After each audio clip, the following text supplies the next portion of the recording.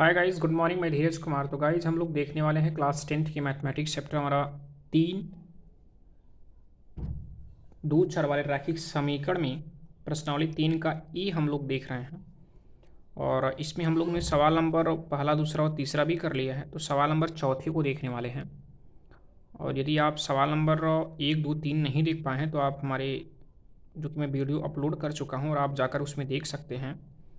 तो गाइस अब हम देखने वाले हैं। चलिए चौथे सवाल को देखते हैं। तो चौथे सवाल में ये कहा जा रहा है कि 1/2x और प्लस आपका 1/3y बराबर 2 और 1/3x प्लस 1/2y बराबर 13/6। ये जो प्रश्न है ये पहले, दूसरे, तीसरे वाले प्रश्न से कुछ हटकर दिया जा रहा है।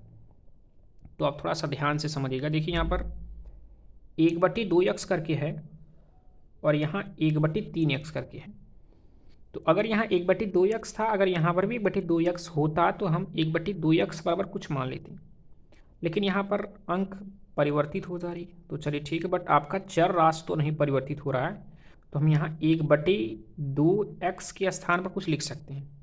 अब जैसे यहाँ 1/2x लिखा जा रहा है, इसको हम इस प्रकार लिख सकते हैं। क्या यहाँ इंटू 1 कर सकते हैं, 1/2 गुणे 1/x लिख सकते हैं कि नहीं। तो अब यहाँ पर 1/2x लिखा जा रहा है, इसके स्थान पर a मान लेंगे तो हो जाएगा 1/2 गुणे a हो जाएगा, जिसे हम a/2 भी लिख सकते हैं।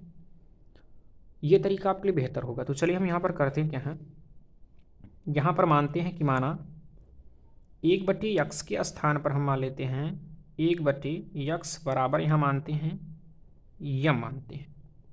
आप a b c कुछ भी मान सकते हो।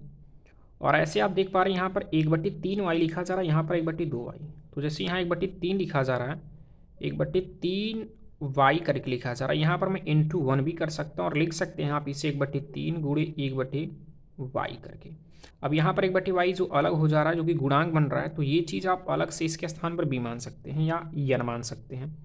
तो 1/y के स्थान पर यहाँ पर मैंने यन मान लिया।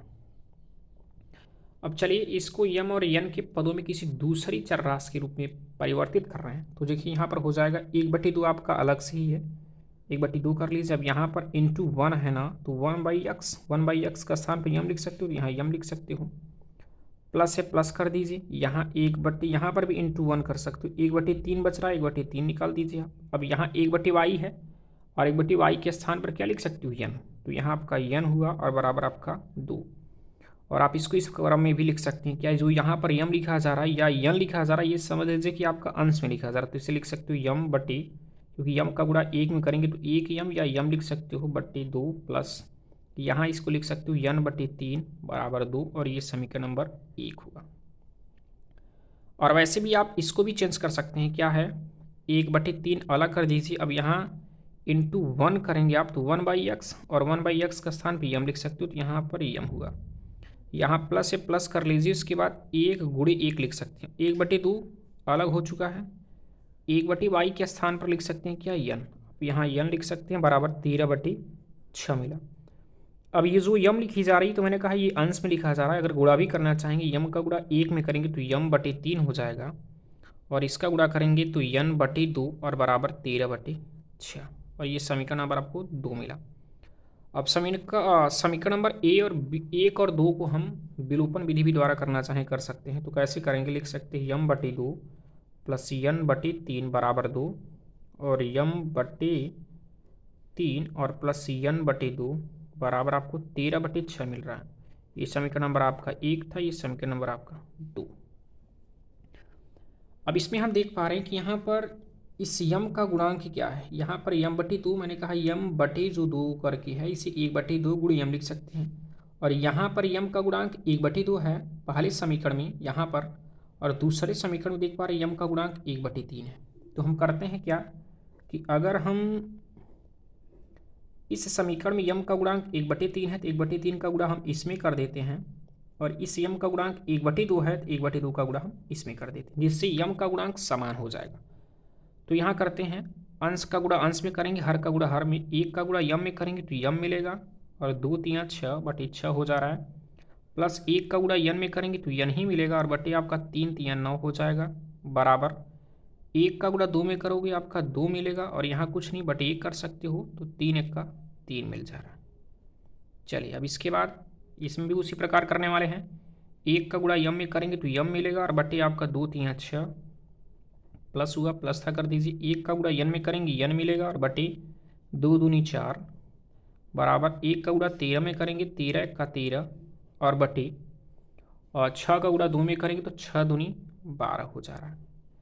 अब इनको हम चिन्ह परिवर्तित करके समीकरण जो 1 और 3 करके इनको हम सॉल्व कर लेते हैं या जोड़ सकते हैं।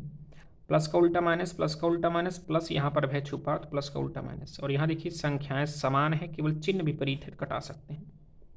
यहाँ पर बच रहा है यन बटे 9 और यन बटे 9 को हम घटाने वाले हैं किससे, तो घटाने का चिन्ह लगा दीजिए। किससे घटाएंगे, यन बटे 4 से। बराबर यहाँ 2 बटे 3 को हम घटाने वाले हैं, यहाँ देखिए माइनस का चिन्ह है, घटाने वाले हैं किससे, 13 बटे 12 से। चलिए तो इनका एलसीएम करेंगे तो एलसीएम 9 चौके 36 मिल जाएगा। 9 का हम भाग करेंगे 36 में तो 4 बार जाएगा। 4 का गुणा यन में करेंगे तो 4 यन और माइनस, यहाँ 4 का भाग अगर हम यन 36 में करने वाले हैं तो 4 9 36 9 बार जा रहा है। 9 का गुणा यन में करेंगे तो यहाँ 9 यन मिल जाएगा बराबर। और यहाँ 36 3 और 12 का एलसीएम जो होगा वो भी 36 मिल जाएगा। तो हम 3 का भाग 36 में करेंगे तो 12 बार जाएगा और 12 का गुणा 2 में करेंगे तो 12 दूना 24 और माइनस 12 का भाग 36 में करने वाले हो तो 12 तिया 36 3 बार जाएगा। 3 का गुणा 13 में करेंगे 13 तिया 39। तो देखिए इसके बाद हम हल करेंगे तो 36 और 36 कट जाएगा, बचेगा यहाँ पर 9n को 4n से घटाएंगे तो -5n मिलेगा बराबर। हम बड़ी संख्या में से छोटी संख्या घटा रहे हैं तो 39 में से 24 घटाएंगे तो देखिए 9 में से 4 गया 5 और यहाँ 3 से आप 1 घटाएंगे, 3 से आप 2 घटाएंगे तो 1 बचेगा और बड़ी संख्या चिन्ह माइनस। तो देखिए माइनस से माइनस भी कट जा रहा है। यन का मान जो है वो 15/3 करके मिल रहा है, 15/5 सॉरी। और यहाँ से हल करेंगे तो 5 तिया 15 तो यन का वैल्यू आपको क्या मिला, यन की वैल्यू यहाँ से आपको 3 मिल चुकी है। यदि आपको यन का मान 3 मिला है तो यम का मान ज्ञात करने के लिए आप समीकरण 1 या 2 किसी में भी रख सकते हो। किसी का मतलब ये होगा चाहे इसमें रखिए चाहे इसमें रख सकते हो। तो लिखेंगे यहाँ से कि यन का मान समीकरण आप 1 में रख सकते हैं, समीकरण नंबर 1 में रखने पर समीकरण नंबर 1 क्या है, यम बटा 2 प्लस यन बटा 3 बराबर 2/1। तो यहाँ यम बटे 2 है, यम बटे 2 कर लीजिए, प्लस यन है तो यन के स्थान पर हम 3 रखने वाले हैं तो 3 और बटे भी 3 लिखा जा रहा है, 3 कर लीजिए बराबर 2/1 मतलब 2। यहाँ देखिए 3 से 3 कट जाएगा, यहाँ बचेगा केवल 1 क्योंकि 3 1 का 3, यहाँ 1 बच रहा है, ये 1 प्लस 1 बच रहा है, प्लस 1 उस तरफ जाएगा, पक्षांतर करने पर -1 बचेगा। तो यहाँ लिख सकते हो यम बटे 2 बराबर 2 - 1। तो यम बटे 2 बराबर 2 में से 1 घटाएंगे 1 मिल जाएगा और यहाँ बटे 1 कर सकते हैं। त्रिया गुणा कर दीजिए, 1 का गुणा यम में करेंगे तो यम मिलेगा बराबर 2 1 का 2।